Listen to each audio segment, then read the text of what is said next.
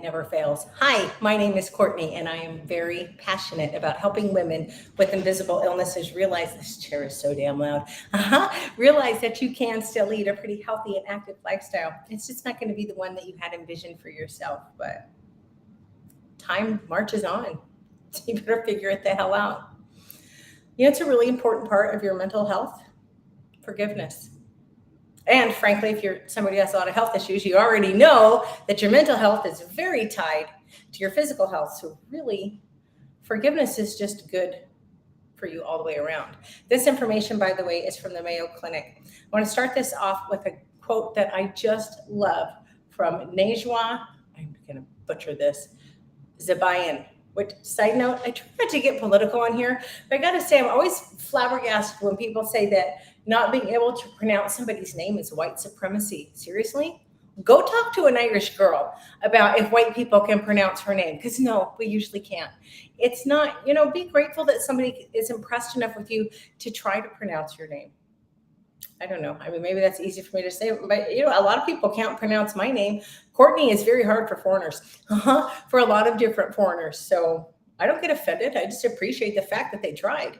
Anyway, now granted, no one's been ugly to me about it, but I wouldn't really give a damn if they were. But quit giving your power to people over something stupid like mispronouncing your name. But anyway, the quote is, who's sorry side of that just drives me freaking crazy.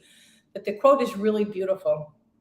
Today, I decided to forgive you, not because you apologized or acknowledged. I really butchered this. Not because you apologized or because you acknowledged the pain that you caused me, but because my soul deserves peace. And that is why we need to practice the art of forgiveness. What is it? What exactly is it to forgive somebody? Well, now, obviously, it's going to mean different things to different people, but it's essentially a deliberate choice to let go of the anger, the resentment, the revenge fantasies. And forgiveness can lead to compassion and empathy for the person who hurt you. Look, everyone, even the jackasses, people are doing the best they can with the skills that they have available. And some people just have really crappy skills. It doesn't excuse their behavior. Okay, when you forgive somebody for wronging you, it doesn't mean that what they did was right. Forgiveness has very, very little to do with that other person. It has everything to do with you taking your power back, with you being able to let it go and move on with your life. Some benefits that you can get from forgiveness: you're going to have healthier relationships. You're going to have better mental health. You're going to have less stress, less worry, less anxiety, less hostility. It's going to help lower your blood pressure, lessens depression symptoms. It boosts your immune system, which, as somebody who is immunocompromised, I think that's really fascinating. Side note, it's also, I struggle with forgiveness, just for the record, because I can hold a damn grudge, and I'm always saying, yeah, but what?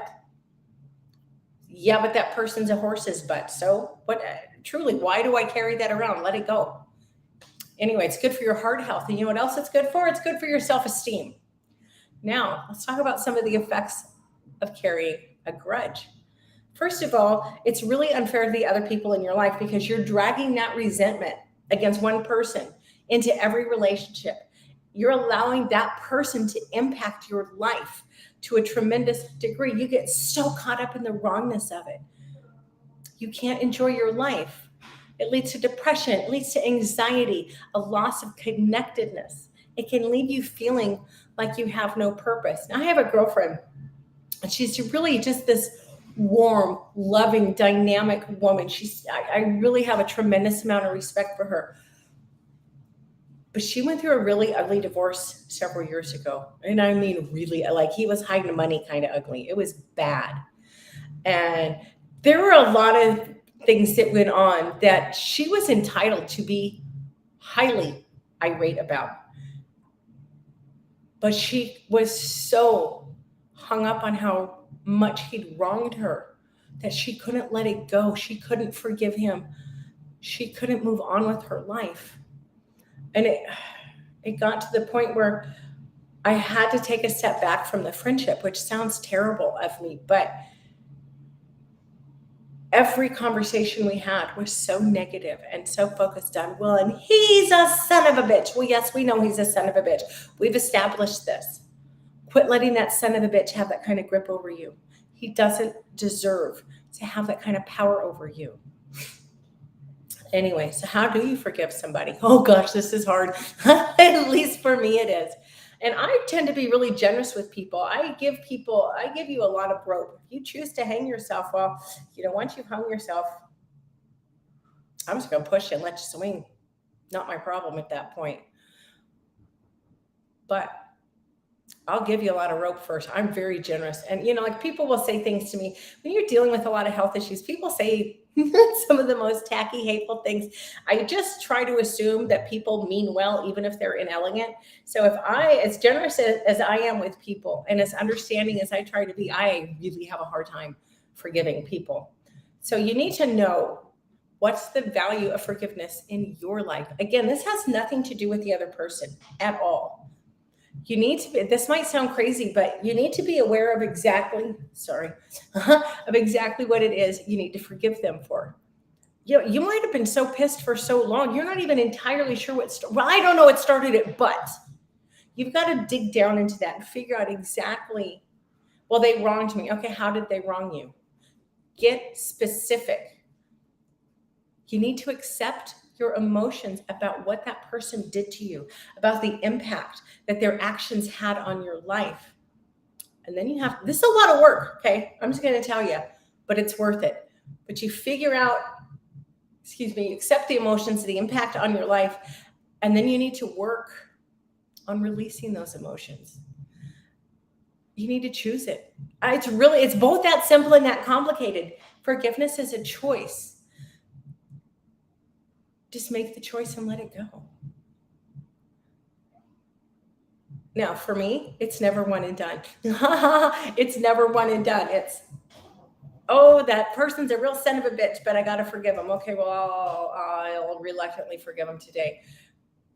Week goes by, something pops up that memory. Oh, that person's such a son of a bitch. But you know what? Each time that memory pops up, the anger gets less and less, the hurt, the resentment, it lessens every time. And after a few go-rounds with forgiving somebody, I can start to feel the difference in it. It makes it a lot easier to finish the process. But you know what? Forgiveness, it doesn't mean you're a pushover. What it means is you're no longer a victim. What it means is you're taking your power back. It's not about being a pushover. It's about being empowered. I know that word gets thrown around a lot, but in this case, it's really applicable. And truly, if you're really struggling and you just look, people do some really horrific things. There's some things that are very hard to forgive people for. So if you're in a position where you know you need to and you want to, but you just can't, I strongly urge you to look into counseling. Why? Because your soul deserves the peace of forgiveness. Anyway, that's all I have. Obviously, I didn't go to Anchorage. I'm not really sure what happened with that, to be honest. I talked to my niece Wednesday. Everything was a go. I called, maybe it was Tuesday, but I called her Thursday and I'm like, here's all my information for the flight. And she's like, never mind, I got it under control. So I don't know if she's upset with me. I hope not. She said she wasn't. I don't know why she would be, but yeah. And obviously, I'm not going to Anchorage or I'd be gone. It kind of sucks. I'm very concerned about my dad. He's doing pretty well. I talk to him all the time. He's doing pretty well, but he's still an 87-year-old man who just had major heart surgery and he's tired. Anyway. So, I will be back sometime Monday. I have no idea what time, hopefully earlier than this. It's so weird because all winter, because I worked Alaska hours but was living in Texas, so I've had like one foot in each time zone for months now, and it's so discombobulating. And I thought after I'd been here this long, I would have gotten really used to the Alaska time. I have not. To me, it's like 8 o'clock at night, 8:15. I'm almost ready to go to bed, but no, it's only 5:15 here, damn it. I can't go to bed for a while or I'll be up way too early. But I hope you all have a fantastic weekend. And look, I'm certainly, I am not an expert on forgiveness. This is something that's a big struggle for me because, like I said, I'm a grudge holder. You make me mad enough, screw you. I will cut my nose off to spite your face. But if you are dealing with health issues or you have someone in your life who's challenged with health issues and you just want to know how to understand them better, how to talk to them, how to be more supportive, or if you're the one dealing with the health issues, like how the hell do I get a grip on this lady? Drop me a line. I know I can help you with that. That's my thing. That's what I do. Oh crap! I was gonna say something else, but it's gone. Look, my nails are gone. Aren't they sad? They're not a good color right now, but I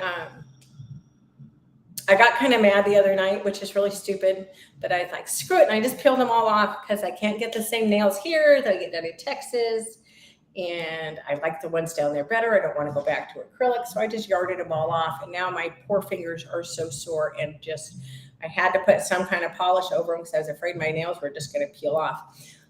Women who've worn fake nails know exactly what I'm talking about. And then anyone who doesn't is probably going, why the hell would you do that in the first place? Because they're pretty. But I feel very odd. I'm going to let him go for a few weeks, though, and just let my nails heal a little bit.